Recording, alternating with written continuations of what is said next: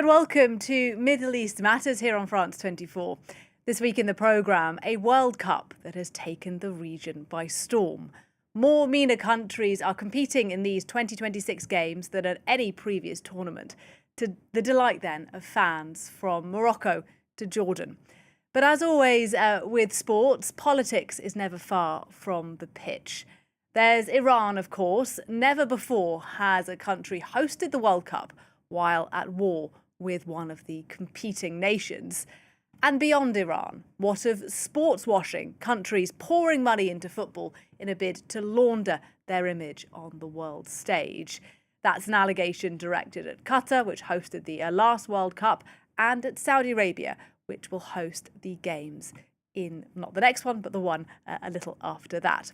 Well, we'll talk about all of that on the show, as well as how the countries from the region are doing, of course, as well, with Ruben Slagter, a sports journalist from Eurosports. Hello. Hello, thank you. Thanks for joining us on the programme today.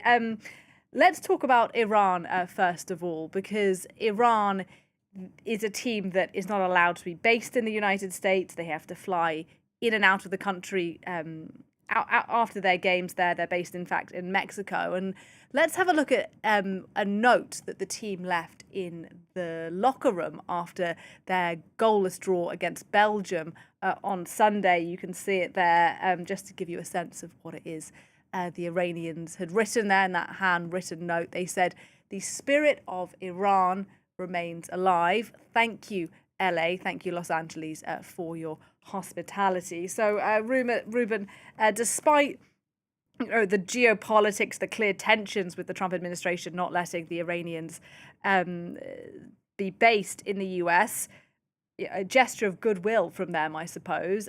How would you say Iran are doing in this competition, and do you think that they could actually qualify for the next round of the Games? Yes, they can. And yeah, it's given the circumstances, it's already incredible how they perform, because as you are saying, the pressure on them is immense from so many sides. You can talk about the people back home in Iran. You can talk about being in Los Angeles, where there's a lot of Iranian diaspora, but that are in general not big supporters of the regime in Tehran. So they are between so many things, and then even they can't go into the US only to play the game and go back. It's not a level playing field, that's for sure. Seeing that all, they have now played 2 games, they 2 draws for now. They have one last game against Egypt. If they're not losing it, they will go to the second round, and that's pretty realistic that they will do that. Has that ever happened to Iran before? No, so that's already special that they are now in a situation, the problem with Iran, but then now we're going very much into the football, but okay. Let's get into the football. Let's go into the football. I think that the issue with Iran, and especially the latest tournaments where they played, their style is very provocative. They are defending a lot. They know how to defend, but to really win the games for them, it's not that easy. So they try to frustrate the opponents and then get the opportunities. And against Belgium, where they made a draw, and against Belgium, that is still a top side, it's a great result. But the issue is of course, that when they are favorites, like, for example, against New Zealand, then it's for them difficult to win matches. So that's the issue with Iran, to go far in those major tournaments in the world. Yeah, look, this is not a part of the world, the Middle East and North Africa. Well, there are some North African countries who are pretty good at football, but in general, the Middle East region is not one that we think of that has a particular sort of football pedigree, but there is certainly lots of passion. Let's go on the programme now to the Kurdish region of Iraq, to Erbil. This is a part of Iraq where actually lots of the squad come from. Here's a report from our correspondent there, Marie-Charlotte Rupi.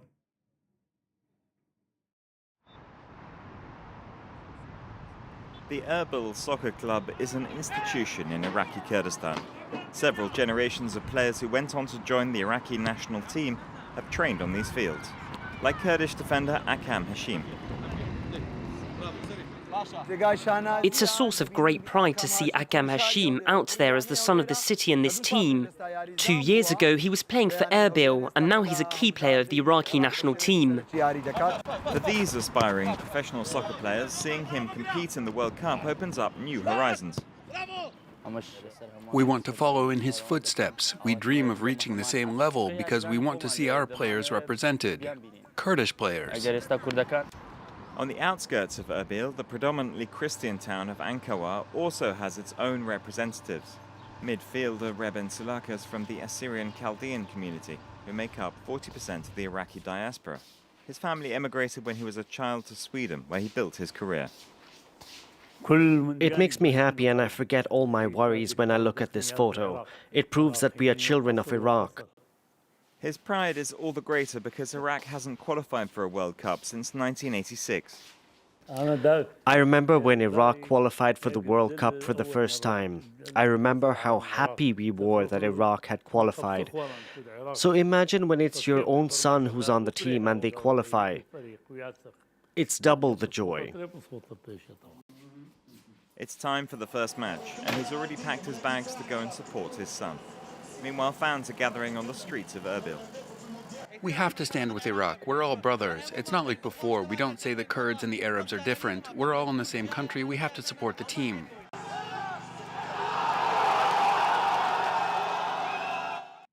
Well, a sense of the passion there in Erbil that the beautiful game ignites. Ruben, let's talk a bit about Iraq then, and also about Jordan. Jordan is a country that has made history just by qualifying for this competition.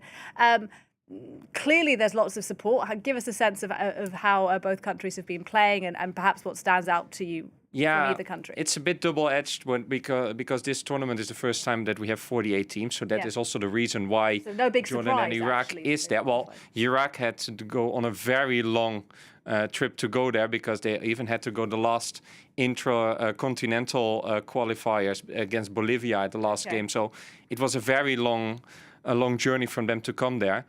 It's a bit double-edged. The issue with the tournament right now is that it doesn't have still the proper World Cup feel because there's so many games happening all the time, and we still have the impression that we're in qualifiers. On the other side, what we have to say, with all these new teams, they have an opportunity, and none of them is really disappointing. We can talk outside the region. We can talk about Cape Verde. We can talk about Curacao. But if we focus on Iraq and Jordan, they have been playing pretty well. Iraq is unlucky to be in the most difficult group because they are with France, they are with Senegal, and they are with Norway, three top teams.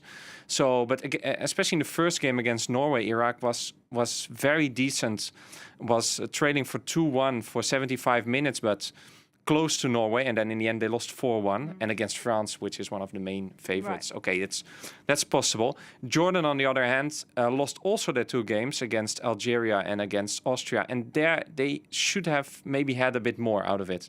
I think that what you can see in this video, but also what we see all during the tournament, that's also the goal of FIFA, right? They want to make the sport as global as possible, and they see that in these countries, the football culture is very existing. It's just, it needs a little nudge, maybe in a good direction. So maybe for this tournament, it's not good enough, but you can say that in 4, 8, maybe even more years, but this can be a really good starting point to develop into something much better. Right, but in order to develop, obviously, these countries, these national teams, they need investment, they need money. And that is something that a number of the other regional countries have already been investing in significantly. I do want to talk about Qatar and about Saudi Arabia and sports washing, but perhaps we can look at Morocco and at Egypt, because I know that Morocco in particular has poured money into its national side, hasn't it? We saw them, I mean, it's contested, but arguably they won AFCON, the Africa Cup of Nations. So clearly this is a very strong side. Yeah, Morocco, it's the example to follow, I think, in a region. If you have the money that you want to invest into sports, that's of course always the debate. But they have two clear points where they are heading for. First was the AFCON, where they won or they lost. reached the final. They reached the final. Where they were finalists, let's keep it that way. Yeah. And there's, of course, the World Cup in 4 years when they will be hosting it with Spain and Portugal. So they know what they're heading for. They were already semi-finalists in Qatar. There is also in the whole development of the youth, that's where it's going super well. They won the Under-20 World Cup, which is an amazing achievement. And what's also happening now is that many Moroccan players who are born abroad are now choosing for Morocco, whereas if you would tell that 10 years ago, nobody would believe you. So players that are now born in Belgium, Netherlands, France, for example, they choose, before we always said with the heart, but now it's also with the head. Morocco is for them the best option to play for. So yeah, that's exactly where it should be heading for in that region. And this Moroccan team in this World Cup, 7 points out of 3 games, a draw against Brazil. It's amazing. Yeah, and look, just before we move on, is it out of the realms of possibility that in that next World Cup that will be played partly in Spain but partly in Morocco, that Morocco could even reach the final? Could they get there? Or is there going to be more investment ahead of them hosting the next World Cup? Yeah, this is just the beginning. And to be honest, their head coach, and that's why it's becoming interesting, because they changed the coach just before the tournament. And everybody was saying, why are you taking away the man, Walid Regragui, who was getting them into the semi-finals 4 years ago? But now they went with the youth trainer who won that famous Youth World Cup. And he's giving them an extra dimension. Before, Morocco was very well organized, but now also in the attacking play, it's super interesting to watch. And they are not hiding. They're even now in the US, they say, we are here to win the whole thing. I think that's a whole change of mentality. And that's, I think, if you really want to go far, that's also how you should go into a tournament. Okay, well, we can't talk about investment in football in the Middle East without talking about Qatar, which hosted the last World Cup, and about Saudi Arabia, which will host it after Spain and Morocco in 2034. I imagine, I don't know, but I imagine these are countries that have poured money into their national game. I mean, we remember that, humiliation for Saudi Arabia. Was it back in 2002? 2002, yeah. When they lost 8-0 to Germany. I mean, in that time, since then, have Saudi Arabia got significantly better as a national squad? Well, they won 4 years ago against Argentina with Lionel Messi, so that was an amazing achievement. We shouldn't also not forget that in 1994, the first time they participated, they went straight into the second round in a group with Belgium and Netherlands. So I think that also there in both countries, the issue with Qatar, of course, that it's very small. So it's difficult to create a national team that is super strong, because you have to go, again, for the youth, you have to set up all these academies. That's what they're doing. But to go very far in a World Cup for such a small country is difficult. Saudi Arabia, it's a bit different because, there are more people, and also they're a strong football culture. They're always there at the World Cup, as a fact that's already very strong. Also, when there were only 4 or 5 teams from Asia qualifying. But the question is, where is the top level that they can reach? That's a big discussion. You shouldn't forget with both these countries, with Saudi Arabia and Qatar, that their national team is just a part of the whole sports strategy. Right. With the National League, with big stars playing in their countries, with organizing tournaments, but not only football. We can talk about Formula One, for example. And that's when we're really getting into that question of sports washing, aren't we? This idea that Qatar and Saudi Arabia are using, in this case, football to sort of improve their image on the world stage. With the World Cup in particular, Qatar having hosted and Saudi Arabia to do so, do you think that is an explicit goal? And do you think actually it's working? Or is it too soon to tell in the case of Saudi Arabia? Yeah, well, I think we can already say that it is working. And it's difficult to judge here, especially from a European point of view, because here and sometimes in the US or in Australia, for example, we tend to criticize everything that's coming out of these countries because everything they do, around Qatar, there was a lot of talks about workers' conditions, etc., etc. But you also have to admit that if you look at the Qatar World Cup, for example, that for many people, for the region, it was a breakthrough event. But also for a lot of other countries, South America, for example, they really liked that tournament. The Argentinians, they came out of there. It was also a tournament where we saw... Why did they like it so much? Because they think, or the general consensus in general, it's that especially Europeans are seen as very, very arrogant. So people from Argentina and Brazil, when we go into a World Cup, it's very often, okay, it's Argentina and Brazil versus the Europeans, right? There's a lot of people who are like, okay, maybe it's time to change this. So then when Morocco went into the semi-finals, for many people that are not European-based, this was kind of a breath of fresh air. And in that way, you can say that the tournament was a big success because Qatar was put on the map forever. The tournament was more or less well organized. Even if we are still, and as journalists, we should always be very critical, what we're also doing now with everything that's happening in the USA. You always have to just be very, very eager and look about what's happening realistically. But if you look back at Qatar and also what you're saying about Saudi Arabia, in these years, it's not a coincidence that Cristiano Ronaldo is playing there or that Karim Benzema is playing there, because they don't see the problem. And then you can say they're only there for the money. Yeah, could be. Yeah. But okay, they have become ambassadors of Saudi Arabia. It's simple as that. All right, there's lots more I'd like to ask you, but we are unfortunately out of time. Sorry. Thank you so much. Ruben Slagter talking to us there from Eurosports. Pleasure to have you here on Middle East Matters. And yeah, that's a wrap for the programme. Thanks for watching.